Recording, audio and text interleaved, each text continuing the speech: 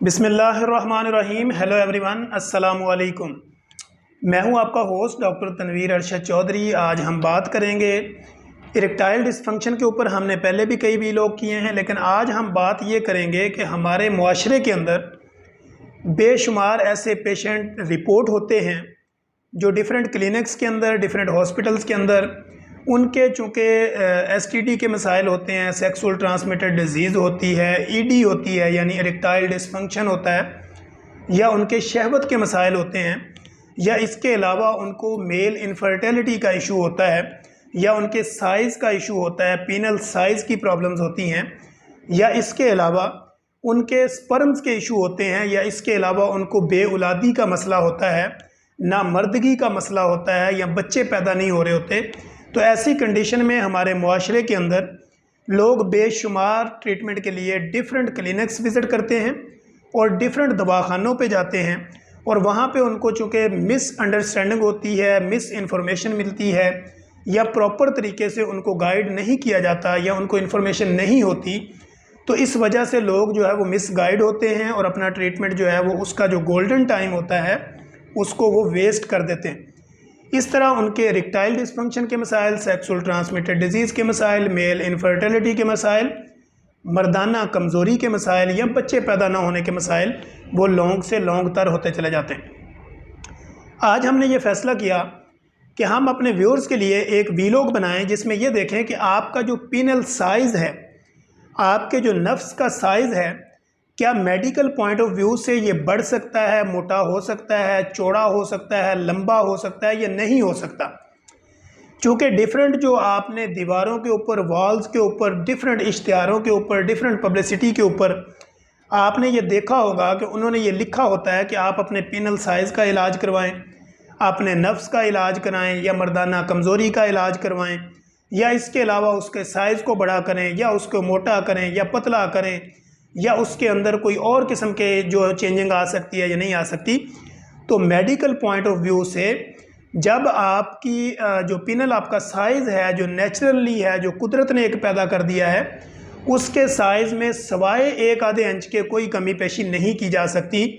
In case कि अगर medical pathophysiology या इसके अलावा कोई ऐसी बीमारी आपके अंदर चल रही हो, या आपके हार्मोनल इशू की वजह से आपका पिनल साइज़ छोटा हो, या इसके अलावा कोई ऐसी डैमेजिंग हो चुकी हो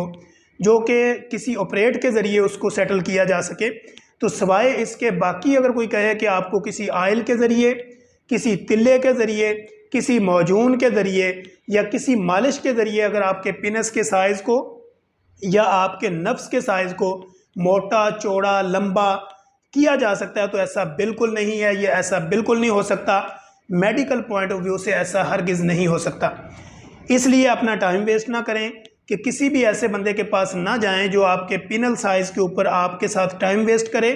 और डिफरेंट किस्म की मौजून, फकियाँ, कुश्ते, या आपको तिल्ले, आयल वगैरह दे, जिससे आपको वो उसके मसाज पे लगा दे, मालिश पे लगा दे, या फकियाँ खाने पे, या कुश्ते खाने पे, या किसी मेडिसिन पे लगा दे, महज इसलिए कि आपके पिनल का साइज़ बढ़ जाएगा, यानी ये लंबा हो जाएगा, मोटा हो जाएगा, चौड़ा हो जाएगा। तो मेडिकली पॉइंट ऑफ व्यू से ये मुमकिन नहीं है।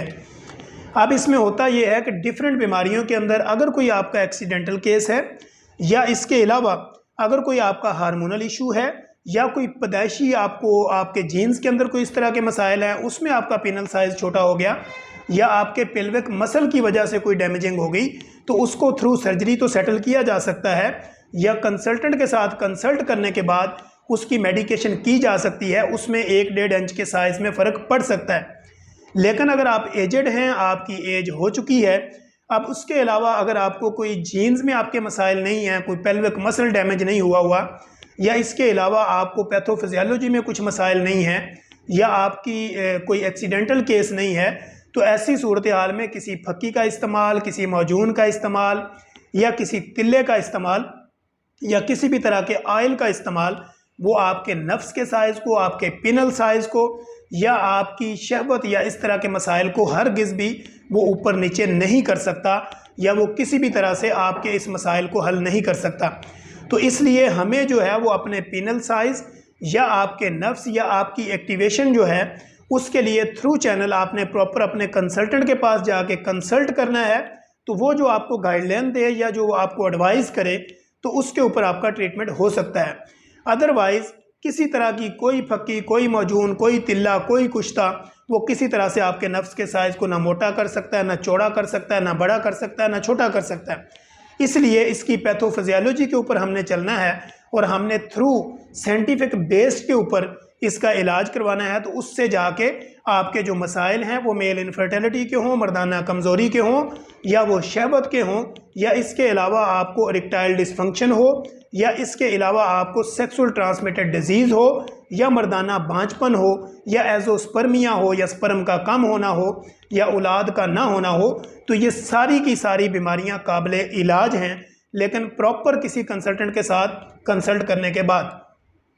लेकिन अगर आप इसको कोई शॉर्टकट तरीका ढूंढें, या अगर आपको कोई ये कहे कि इसका शॉर्टकट हल है कि यानी आप इसके मसाइल से इसको खोल सकते हैं, तो ऐसा नामुमकिन है, ऐसा मुमकिन नहीं है। तो हमारा असल में आज का वीलॉग बनाने का पर्पज़ अपने व्यूअर्स को, अपने देखने वालों को एजुकेट करना है कि वो अपनी बीमारी का जो गोल्डन टाइम होता है उसको वेस्ट किए बगैर प्रॉपर अपने कंसल्टेंट तक पहुँचे और अपनी ब्लड इन्वेस्टिगेशन करवाएं और उसके बाद अपना इलाज करवाएं। हर बीमारी काबिले इलाज है, लेकिन किसी भी आप जो उसका कंसल्टेंट होता है या उस बीमारी को डायग्नोज करवाना या उस बीमारी की इन्वेस्टिगेशन तक पहुंचने में जो टाइम आप वेस्ट करते हैं वो टाइम वेस्ट ना करें। अपने गोल्डन टाइम के ऊपर प्रॉपर कंसल्टेंट के पास जाएं तो आपका मसला हल हो जाएगा। हम इंशाल्लाह कोशिश करेंगे कि अपने नेक्स्ट वीलॉग के अंदर एक नई इन्फॉर्मेटिव वीडियो के साथ दोबारा हाज़िर होंगे। तब तक के लिए इजाज़त दीजिए। अल्लाह हाफिज़।